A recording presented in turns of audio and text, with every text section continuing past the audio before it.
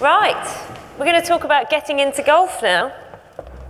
Something that's a subject quite close to my heart. And let me tell you who I have with me on the stage. I have Robert Lang from the Bromsgrove Golf Centre, don't say that after a few drinks, in Worcestershire. Richard Strange, who's from Norwood Park Golf Centre, and Matt Blore, from the Nottinghamshire County Development Officer for England Golf. Welcome to you all. Get into golf, I'm sure you've all heard about it. Let's watch a cartoon. It's that point in the morning, afternoon, where we need a little bit of a pep up, I think. Let's watch a video. This is my story, of taking on a new healthy challenge. I found a way to enjoy weekly exercise without slogging it in the gym or pounding the streets mile after mile. Only a stone's throw from home, but somewhere that feels a million miles from the city. I've found golf. I took a quick crash course with group lessons. They were great fun, and would you believe it, cheaper than my bus fare. I very quickly learned new skills and a new language. When I'm short for time, I stop by the range and hit 50 balls in just 30 minutes. In the last year, I've scuffed, hooked, sliced, and perfectly connected with over 7,000 balls. With an hour or so to spare, I join friends and play 9 holes, each time clocking up 5,000 steps. That's 50% of my daily target. So, during my first year, you could say I've golfed the equivalent of 5 marathons. I can burn around 450 calories a round, and then reset the balance with a glass of wine in the clubhouse. But let's not count the annual tally on that. It's my new addiction, the golf, not the wine. I've convinced friends to join me, and I've met many new ones too. Well, it's hard not to, being one of over 220,000 players in Scotland. So, here's my challenge to you. With around 600 golf clubs to choose from, get into golf. What I loved about that video was that someone who just started golf was hitting balls more than 300 yards at the driving range. I don't know if anyone else noted that. And also 5,000 steps. I do loads more steps than that because I don't golf in a straight line. So I think that I should be an advert for Scottish Golf. That video was from Scottish Golf. So this session is about asking these gentlemen about their clubs and how they've used Get Into Golf at their facilities. What did they do? Did it work? What were the problems? What have you learned about encouraging adults? And this is about encouraging adults into the game. So, Robert, let's just start with you briefly. What have you done at your place at Bromsgrove? So I took over the academy back in November 2015. And the reason that I was kind of given the task of taking over the academy at Bromsgrove was to try and increase beginner participation at the club and junior participation. It's a really busy golf centre, but there wasn't the throughput of people coming through the academy and into the membership section. So we were tasked with that, and we just started with real basic things to start with. We spoke to the England Golf County Development Officer, put some general dates down for some start sessions for Get Into Golf, and got some things on the Get Into Golf website. Started promoting those sessions through Twitter and Facebook, and we got an initial contact from one lady who was looking to get into the game. And that's really where our real success story started, from that base point. She said that she was looking to get into it. We kind of explained what our vision was for the academy and the golf club. And she said she might have a few friends that wanted to come, so we said, great, more the merrier. And then she mentioned that she got a social media group for the school that her 2 daughters went to. And would we be happy for her to promote the sessions through that social media group? So of course we said that would be brilliant, and she put it out there. And within a couple of days, we were getting emails every couple of hours from a different lady and another lady. So we started with a programme of a Monday evening, and we quickly closed that session because we got up to 10 ladies in that session. And then more kept coming, so we put another group on from 8 till 9 on that same evening. And I got to the stage where I thought that one of my friends was having me on. They were kind of sending me emails of random ladies' names because there's so many coming in from this Most one. People wouldn't complain about that. Well, no, I'm not complaining, don't get me wrong. But I did think until we actually got these ladies there, it was a bit of a joke. But they kept coming. We kept getting emails from different ladies from the same school saying we want to come and get into the game. They couldn't make the evening session, so could we put on a daytime session? So we did that as well, and we started with 3 full groups of 30 ladies last January, and that's where it really kicked on from there, really. And how many are still with you? The majority of those ladies still come. It's branched out from there now. From that initial contact with that one lady, we've now got a further 9 programs outside of those original 3, all 4 classes. Not all adults, their children all come now as well, so we've got 4 junior programs of all of their children. Some of their husbands now come to a different session, so we've got some gents programs from those as well. Brilliant. But they're all coming on a continuous basis still. Well, there's one success story. Richard.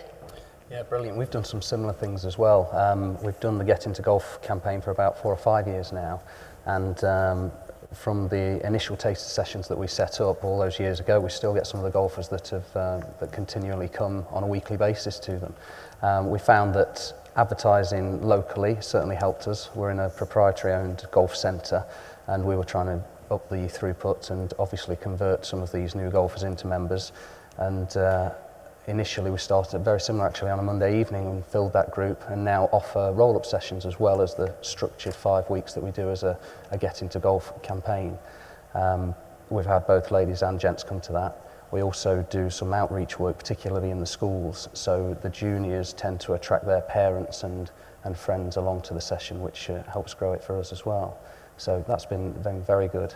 One of our roll-up sessions is, we call it Pink Ladies, and it involves an hour's coaching on the range, but then also our facility has a par 3 course, so it helps with the natural progression of getting these ladies that are just learning out onto the golf course quite quickly. And they tend to find it's very sociable. They spend time with a coffee in the bar. That's all included in our session, and that's really helped the club grow. We've seen a huge increase in membership and participation from that, and that's been probably our biggest success story in the ladies section of the membership. So yeah, brilliant. Really positive for us. Very positive. And Matt? Yeah, so obviously I work across Nottinghamshire with a variety of different golf clubs, and we try to work with the club based on what their needs are in terms of bringing in new members or getting new people into the sport across different age groups. And we try to work with the clubs to understand where there's capacity, so what availability have they got for the coaches, what does the membership look like, and then marry that with understanding local people and how they would have their first experience into golf. Obviously a lot of people who come into the game find it quite difficult to start, and organising 5 weeks of sessions is probably not enough to turn you into a golfer and make you become a member. You know, it can be a 2 or 3 year process. So over the course of the last 4 or 5 years, we've tried to work with clubs so they can put those stepping stones in place, so it's not just come along, be introduced to the game and then asked to join or be on your way. It's having those points to move on or to carry on that cycle. So obviously with the likes of Rich and other clubs locally, you have players who will come to coaching for 2 or 3 years before they think about joining the golf club.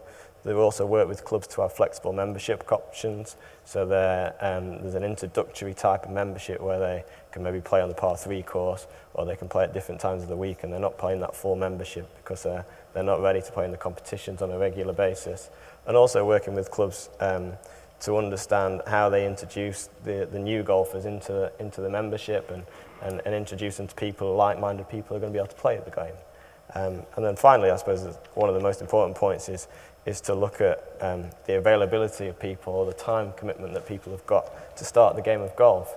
And that means for some people it might be an hour a week on an evening, and they can do a group session. For other people, you know, the Pink Ladies might have a little bit more time to do it during the day. Some people it's weekends and it's linking into their family, so coming up to the golf club as a family. So it's trying to cover all the points to help people get into the game of golf. I think you've picked up on something there about time and being flexible. I mean, that's obviously one barrier to adults getting into golf. Richard, what other barriers have you seen that have just not excuses, because it's not an excuse if you don't know if you want to join yet, but reasons for people to think that getting into golf is difficult? I think the stigma from years gone by might be that a private members club isn't that welcoming to outsiders. We're fortunate enough that doesn't affect our golf course, with us being pay and play and very welcoming to any kind of visitors. But I certainly think that stigma does hang around a lot of the private members clubs, which is a shame.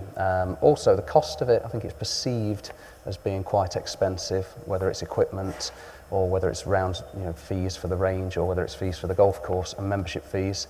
So flexible membership that Matt mentioned is quite popular at our golf course now. We've seen a huge uptake of that.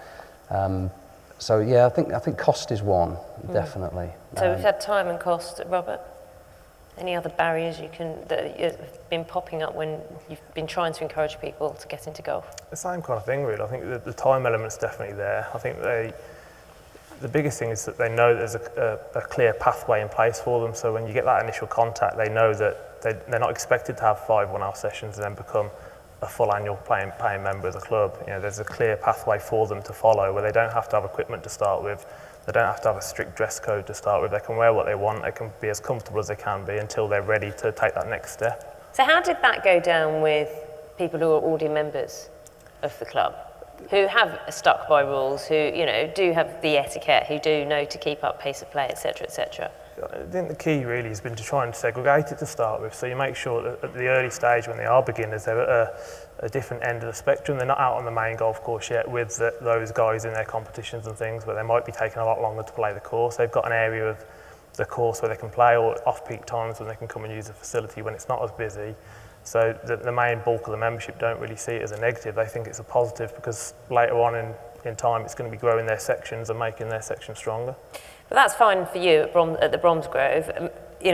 Matt, what about clubs which don't have a par 3 course or an extra 9-hole course? And they've got members. They need more, but they've got members who are filling up the course at the peak time, so to speak. Yeah, I think it's working within the constraints of what's available at that golf club, and obviously, there's ways to work it to make it accessible to people, and it's. In some circumstances, there are private members clubs where they're very traditional, but it's having those conversations with the members and communicating to them what the aims of what you're trying to do are. And if they understand that to keep the greens in such good condition and to retain the membership costs and level as it is, then you need to bring in these new members. Then it provides some understanding in terms of what you're trying to achieve. And I think then the membership are then much more open to be able to allow people to come on and to access the course, to relax the dress codes in certain situations, and just allow these new people to come in and enjoy the game and understand that there is a starting point for them to get into the game. There are clubs who probably in the past have just had people coming to knock at their door, which is not the case anymore, and it's trying to get across to those people that there has to be a new way to bring people into the game and they have to be part of it, although otherwise they're going to see their membership decline and their costs go up, or they're going to see their facilities not retain the same sort of standard. And I think people do understand that when you start to talk to them about it. Did you want to say something? I think communication's right with Matthew there, to be honest. I mean, at our golf club when we moved there 6 years ago, there was a par 3 course already and an 18-hole championship course and a driving range that was outside. So obviously in the inclement, moist weather that we get in this country, it's very difficult to teach all year round. So the head professional and the management at the club saw an opportunity to build a sheltered driving range that's floodlit. So that's helped us now, a few years down the line, to advertise that we're open longer hours, gives people the opportunity to practice and learn their game outside of, obviously, daylight hours. And we can keep the courses going all the way through the year. So we offer something every single week of the year for people to come and learn at maybe as little as £5 per session. So I think that helps the membership costs stay down, and I think the existing members appreciate that. That new people coming into the game helps basically keep their costs lower. You all mentioned marketing, using social media, word of mouth, Facebook, your First Lady's social media page, her Facebook page. Who was in charge of the marketing, and what did you realise worked quickly and what didn't work so well? Robert?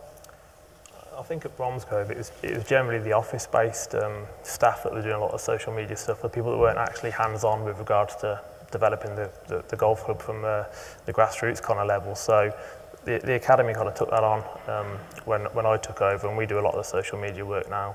And it's trying to really kind of promote what we do within the session, so you can kind of showcase more of what we do, so people get a better idea and understanding of the kind of things that they would be doing if they came to a Get Into Golf session or a junior program or any of these kind of sessions. How many staff do you have?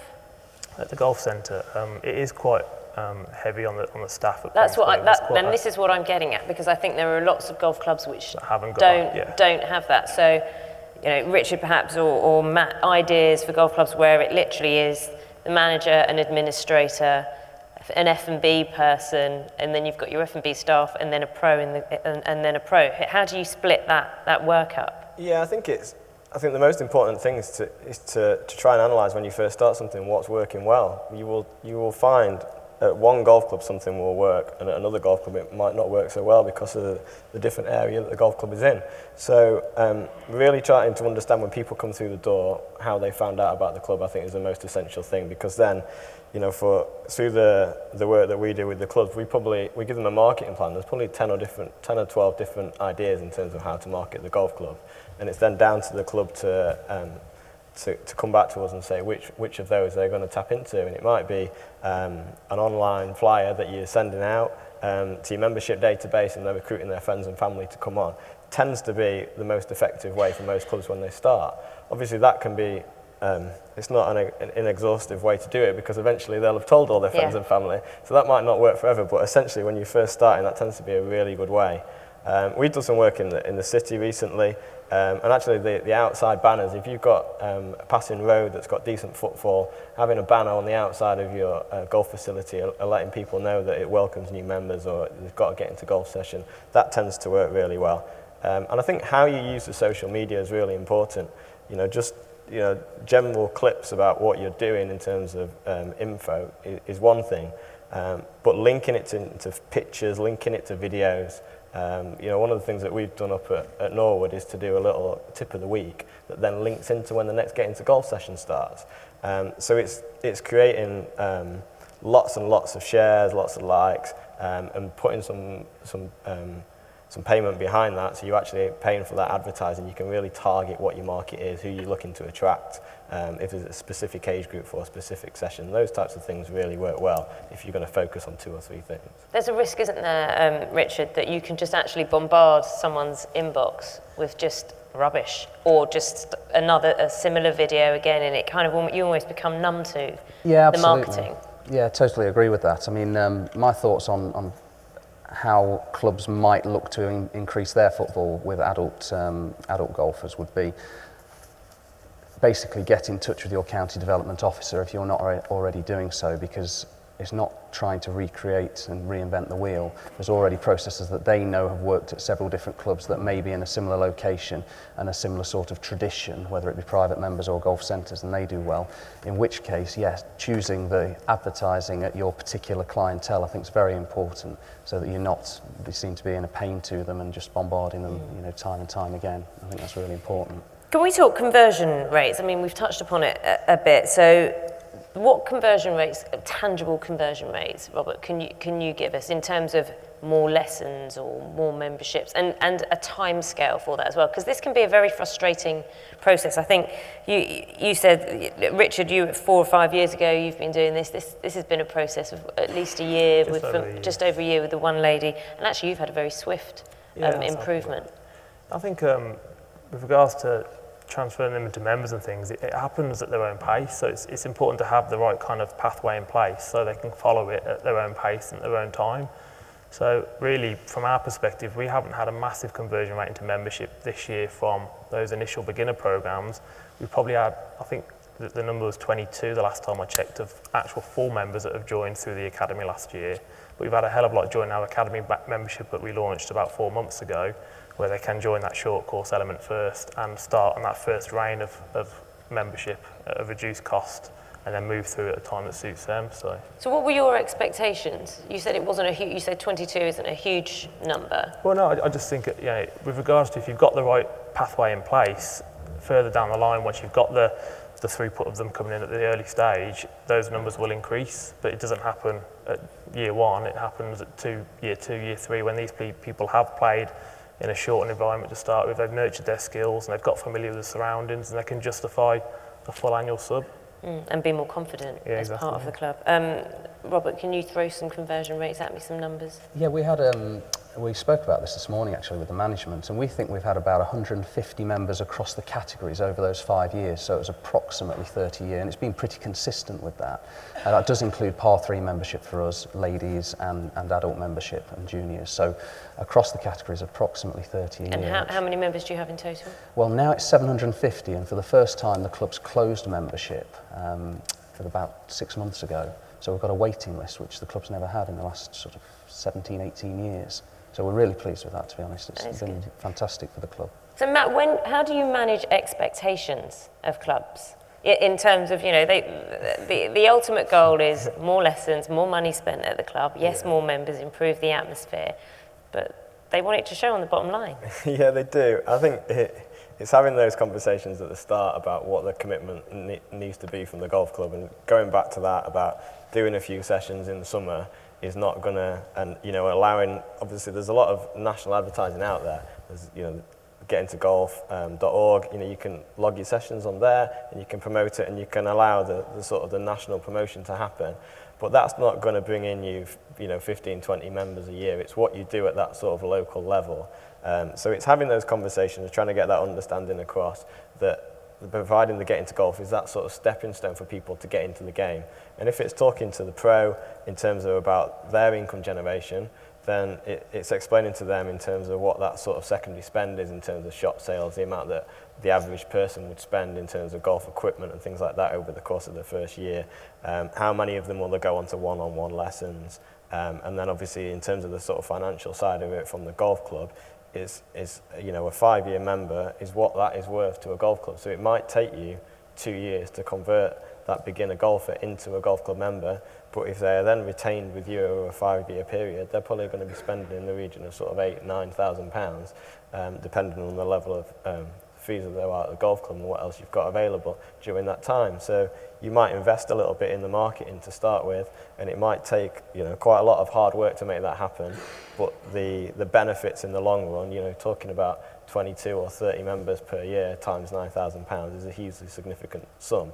And it's not as easy as just doing a promotion to get new members and reducing the cost, but it has that benefit in terms of you're providing an experience that people want to come to your golf club because they're having an experience with a pro that they like, and they're going to feel part of that golf centre. So it's getting across that it's going to be hard work, but the value towards the end of it is going to be something that's going to have a real change to the golf club in the future. So number crunching actually matters.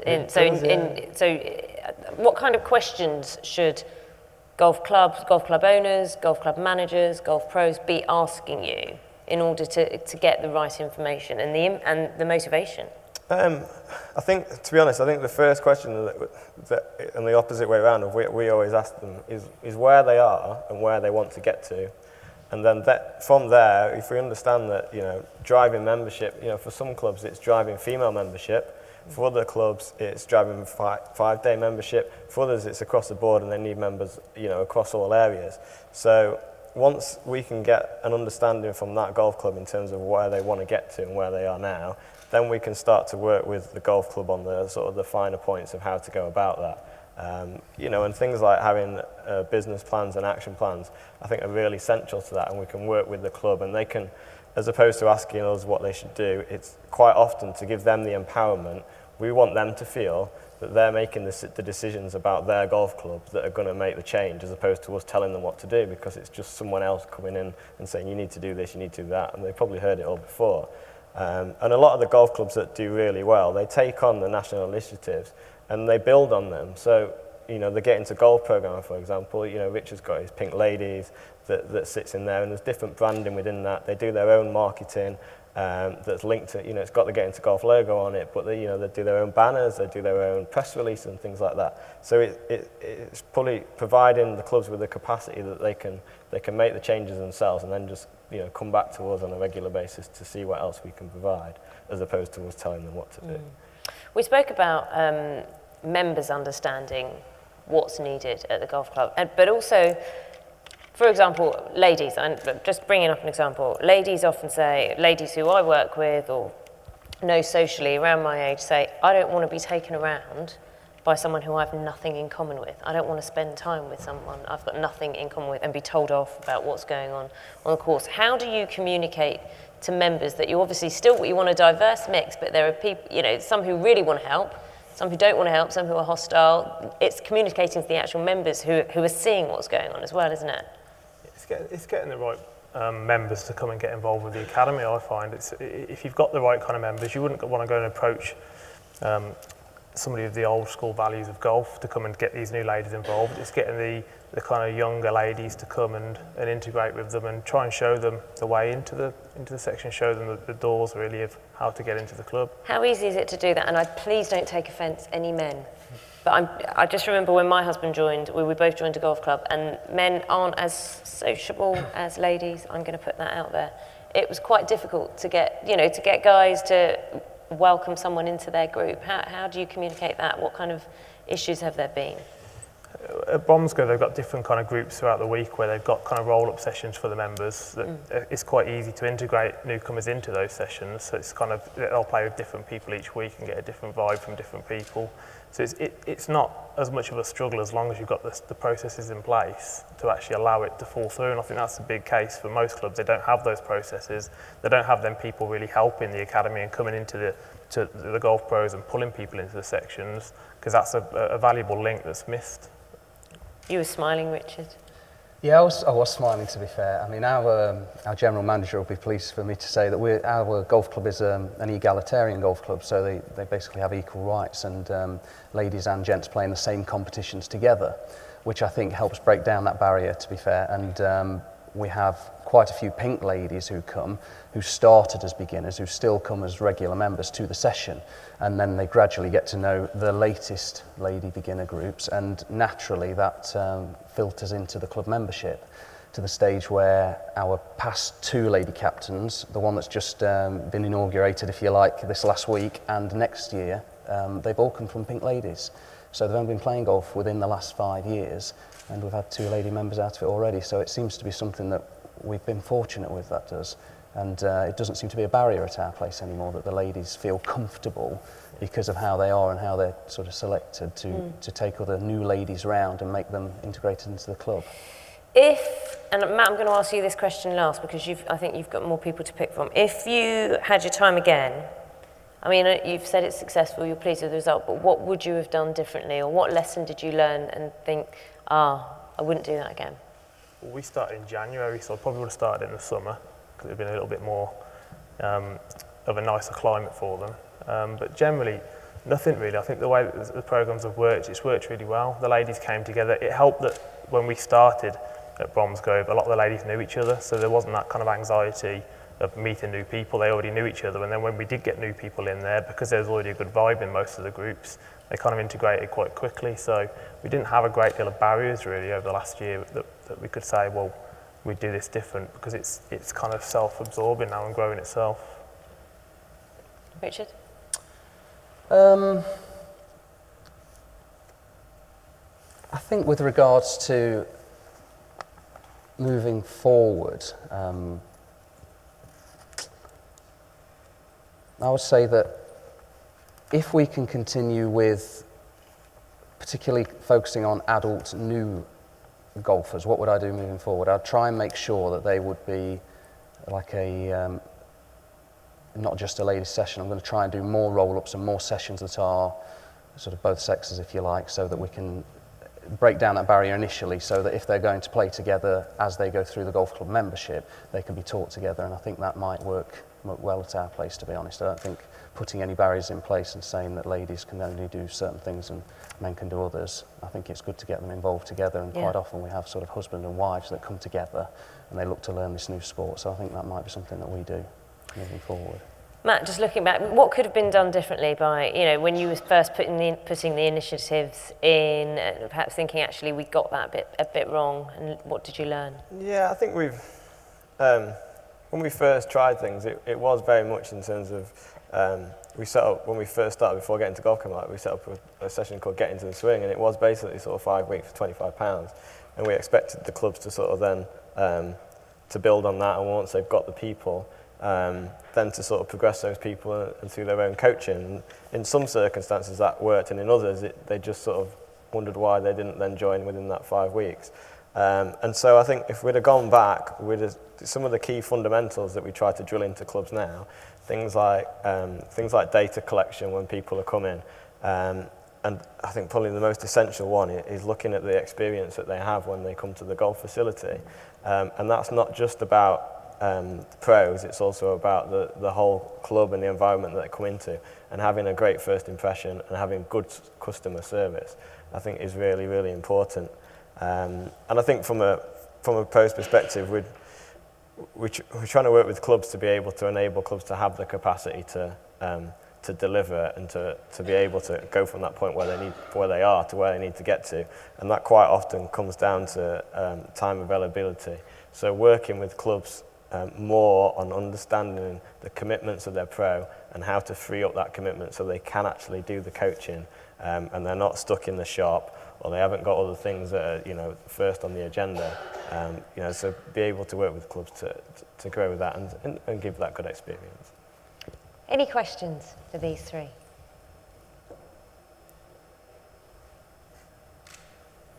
Here we go.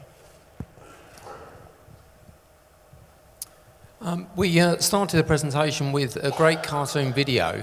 Is that available for England Golf, or should it be made available for England Golf? It's not available yet for England Golf. They haven't done one yet. Is that correct? That's why we showed the Scottish Golf one, I was told. Yeah, Matt? I think probably Rich Flint would know that better than me. But there are a variety of different videos out there. So there's a really good one on the girls' golf rocks and female golf. So there are a variety of videos out there. In other words, we need to kick England Golf's butt to get one out there. I think that's fair. Any other questions? Yeah. We'll just get a microphone to you. We were talking in the car coming up this morning, and one of the key things that we said was that it's the person really delivering the coaching for these courses that is absolute key. Even if you haven't got the best facilities in the world, if you've got the right person delivering the courses, then that seems to be the recipe for success, really. Is that what you found? I mean, it's quite nice because you've had a decent situation where you've got a good back office and admin, but really it is that face-to-face interaction, isn't it? That's the face of the club, that's the face of golf to new players. Yeah, I'd go along with that. I think the pros got to be really passionate about growing golf and growing the game, so they've got to put themselves out there and they've got to make the sessions fun. So it's definitely about personality within the session and how you conduct the session and run the course. How much extra time does that involve? Because at the moment, a pro passionate about golf, passionate about the game, would obviously say they want to grow it, but in everyday life it's an hour with a pupil, probably a regular pupil, and that's quite easy to manage. Managing a group of new people, maintaining the relationship, maintaining marketing, contact, which that takes time. How much extra time should a pro expect to be putting in? I bet for every hour you work, you put in half an hour's work behind the scenes, whether it's enthusiasm with the group or those that want to speak to you after the session or before the next session. So yeah, it's quite a lot of time, but they do buy into that personality, into that enthusiasm that you try and give them. And you only get the one chance to make a first impression, so they need to know that you care for them to want to sort of be part of it and build that relationship. But I think it's important. The time invested is important in the outcome there. And that's something that needs to be communicated to the managers as well, isn't it? Definitely, yeah. And I think that to teach a group session or to go into a school where you've got 30 children who've never played golf before, it's not easy. And for a lot of club professionals, that can scare them, and they actually don't want to have to deal with a group of beginners or go into those sorts of schools environments. So being able to work with clubs to provide that training and to give them that understanding and to help them with that confidence is key. But going back to what these guys said, it does come down to the personality, and I think it shines through. If you've got the right coach in place, they enjoy delivering, and that enjoyment and enthusiasm comes across to the people that you're teaching. If it's seen as a chore, then you're not going to get those conversion rates. But if the coach enjoys what he's doing, he's good at it, then it's going to have a massive effect on how many people you progress through that pathway. Any other questions? It's not quite tiger burning brightly out there, guys, at the moment, is it? But I think with your attitude that you've come across here today, I think that's very good. And I know, Richard, you work with me, and I think you've done an exceptionally good job. And I wish you all the best moving forward. But has it inspired you? Absolutely. Brilliant. Made the right move, took the right man with me. Excellent. Okay, I'm going to wrap this session up. I'm going to say thank you to Robert, Richard and Matt. Thank you very much. Well done and good luck with the future. I hope it has inspired you. Enjoy lunch. We'll see you back here at 2:15, hopefully. Thank you. That was great.